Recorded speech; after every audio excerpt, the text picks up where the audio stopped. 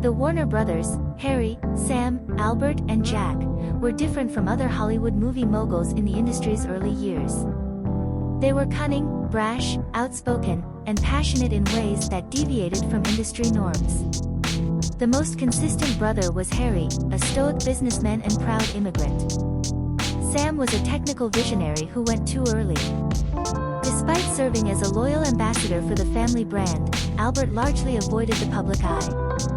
Jack was a crazy kid, an entertainer, sometimes unpredictable. These talents served them well in the transition period that would become the filmed entertainment industry. The year 1903 marked this transition, with shift from what historian Tom Gunning has called charming cinema, based on the simple spectatorship of an event, to narrative storytelling, which allows viewers to get lost in what they see on screen. There was only one way to test the viability of this new trend with the audience. Sam Warner presented his family with the idea of investing in this new technology. The projector cost $1,000 and came with a copy of Edwin S. Porter's book The Great Train Robbery. The brothers pooled all their money, but it wasn't enough. Their father, Benjamin Warner, pawned his gold watch to close the gap. The brothers set up a tent in their garden and invited neighbors and community members to witness the moving S emanating from Sam's projector. The attraction was a hit. Now the brothers needed a more permanent place. Knowing that a carnival was coming to the town Niles, northwest of Youngstown, Ohio, they found an empty shop there and set up shop, hoping to capitalize on the carnival's influx people. A 1925 Contributor Herald article featuring a photograph of Albert Warner in one of his first theaters. Media History Digital Library. Albert sold tickets and Sam started the projector. There are conflicting reports about Harry and Jack's whereabouts. According to his family history, Harry stayed in Youngstown and worked to provide for the family. Jack was still quite young, and he may or may not have accompanied Niles. A history, a Youngstown native, claimed that Harry and Jack were also in Niles, with Harry handling finances and Jack running errands. During the performances, 700 feet of ragged celluloid was often broken off or completely unraveled, but Sam quickly learned how to fix the film and fit on schedule. Warner's show became a hit as the first film to be shown on Niles. Curious crowds filled the venue, proving the viability of a small cinema. Harry Warner, Jack Warner, Al Jolson, Darryl F, Zanuck and Al Warner on the Warner's plot in 1927. After Carnival left Niles, Sam and Abe staged their shows in other nearby towns, until a big snowstorm discouraged customers who didn't want to stop at the drafty and often unheated window displays. While the brothers were on the road, they had earned $300 a week after expenses. Harry realized that the key to making a real profit was to rent out his venue and build a following. The brothers quickly found an old Newcastle Nickelodeon large enough to show the movies. According to the story, the brothers ran out of money before could buy chairs for their theater, so they made deal with a local funeral parlor to use their seats, provided weren't needed for funeral. Soon the brothers were running two theaters, Cascade and Bijou, which sit on opposite sides of a penny arcade just a short streetcar ride from Warner's home. Cascade opened on May 28, 1905. On Memorial Day, a funeral was scheduled for the local school's superintendent, which meant the funeral parlor needed seats. Desperate to maintain their operations over holidays, brothers called Inspector's widow and promised that their children would be able to watch free movies all year if they postponed service next day. He accepted. Cascade was an early success that both appealed to the blue-collar community and offered a classy setting not yet associated with movie theaters often located in rundown big cities. A sign outside Warner's venue read, "Refined entertainment for ladies, gentlemen, and kids." Every woman who came to the theater was given a carnation. The Warners have made filmmaking a social event. Harry, Albert, Sam, and Jack Warner are pictured in the moving picture world in 1919. Media History Digital Library. Before movie started, Sam opened the show with some informative slides for audience. The first is, "Please read the headlines to yourself. Reading aloud annoys your neighbors."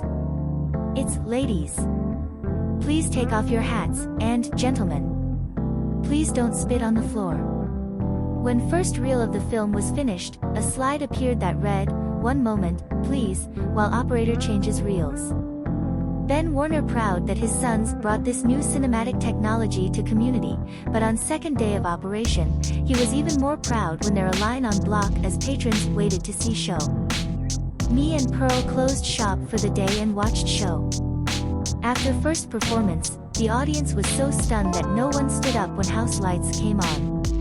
In another well-known piece of Warner history, Ben encouraged Jack to stand up and sing his own terrifying version of Sweet Adeline. Jack's voice sounded like ice cracking from a glacier, jumping octaves from tenor to baritone, and it drove customers away. Rose Nunn accompanied him on the piano, which he also played at the movie screenings. The brothers took advantage of the period from 1895 to 1905, when Nickelodeon's transitioned from side shows in halls and amusement parks to main attractions. The timing was perfect to capitalize on the burgeoning social status of cinema.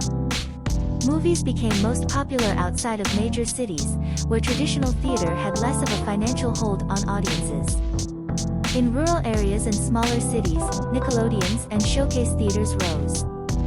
In nearby Pittsburgh, vaudeville magnate Harry Davis became interested in the nascent movie industry and opened Nickelodeon on Smithfield Street. Given Pittsburgh's prosperity, Davis's operation benefited from the community's disposable income.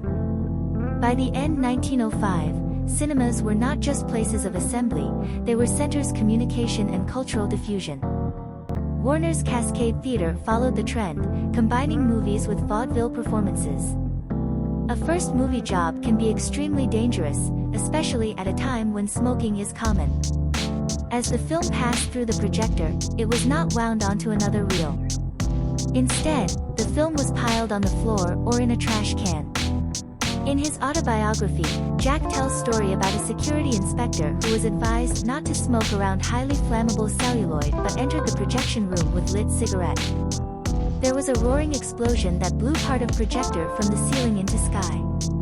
The windows and doors collapsed, and unfortunate inspector was when we finally dragged him into air with his clothes in flames. Jack has always had a hyperbolic disposition, but story is a good reminder of risky nature of early filmmaking.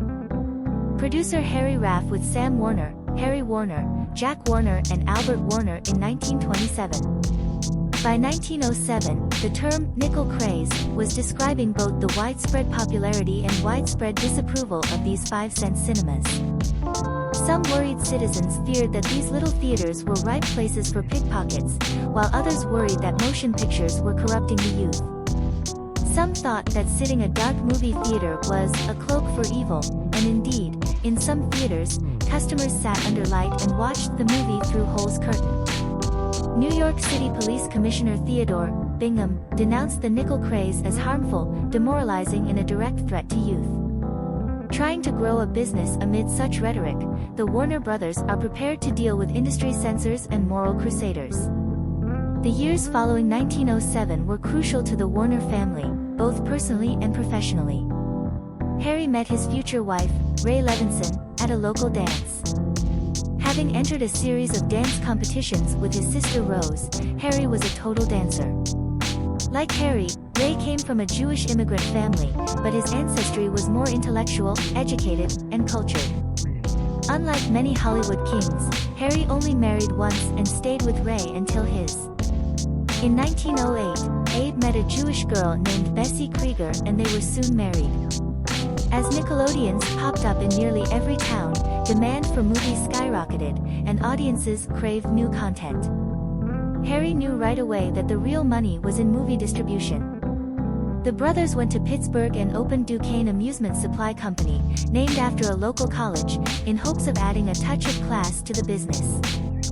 Sam and Abe went to New York and bought movies from theater magnate Marcus Lowe.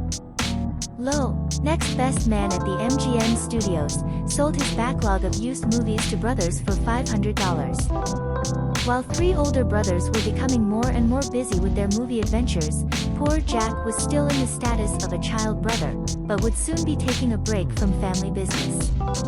Over next 15 years, the brothers rose and fell in film industry, always persistent and never giving up. Even when Thomas Edison sent his thugs to scare the brothers into filing patents, they never backed down. The brothers began their own